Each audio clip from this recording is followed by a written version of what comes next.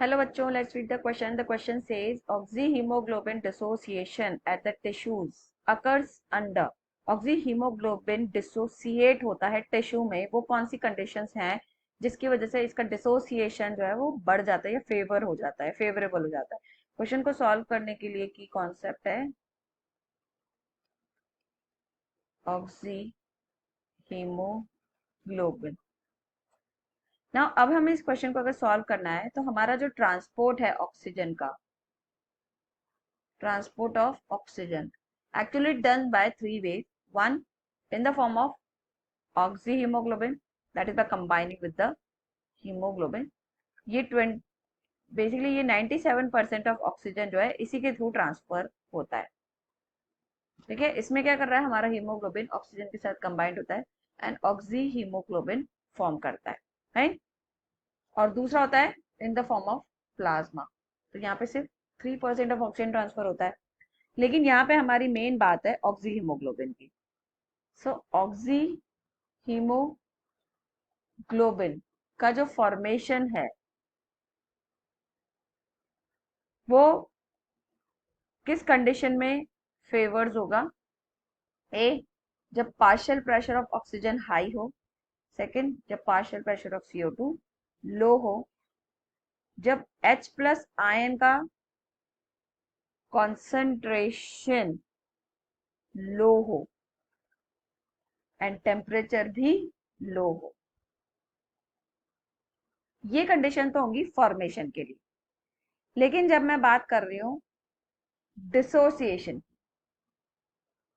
तो डिसोसिएशन जो है ऑक्सी हीमोग्लोबिन का वो टिश्यू लेवल पे होता है, that is at tissue level पे, क्योंकि वहां पे ऑक्सीजन की कमी हो जाती है। जबकि फॉर्मेशन कहाँ पे होगा? एट एल्वियोलाई पे, जहाँ पे ऑक्सीजन ज्यादा होता है।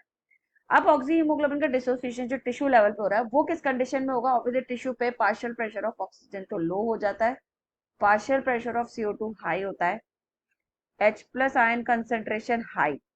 ये किस केस में होगा? अगर मान लो H प्लस आयन कंसेंट्रेशन ज्यादा होता है तो कंडीशन एसिडिक होती है। एसिडिक को न्यूट्रलाइज करने के लिए हमारा जो हीमोग्लोबिन है it act as a buffer, ये बफर की तरह काम करता है और हीमोग्लोबिन इस H प्लस आयन के साथ जुड़ के हीमोग्लोबिन एक एसिड बना लेता है, that is HHB। HHB।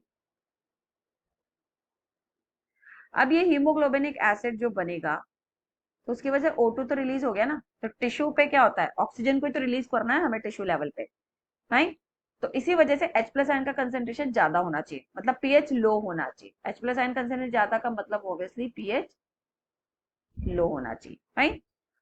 And the fourth is temperature should be high at tissue level, right. Then only the oxy haemoglobin क्या होगा? डिसोसिएट होगा। अब यही हमें क्वेश्चन में पूछ रहा है कि किस कंडीशन में टिश्यूज पे ऑक्सी हीमोग्लोबिन का कर्व डिसोसिएट होगा या ऑक्सी हीमोग्लोबिन टूटेगा।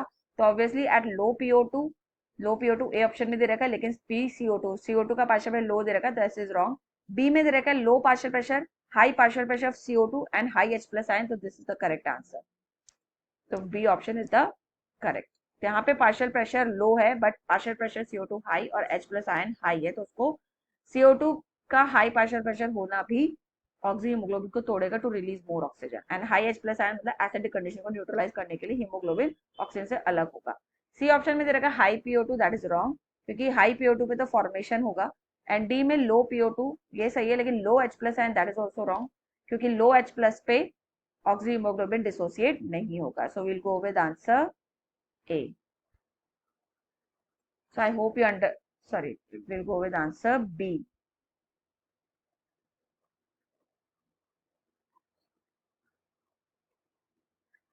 Answer is B. So I hope you understood it well. Best of luck.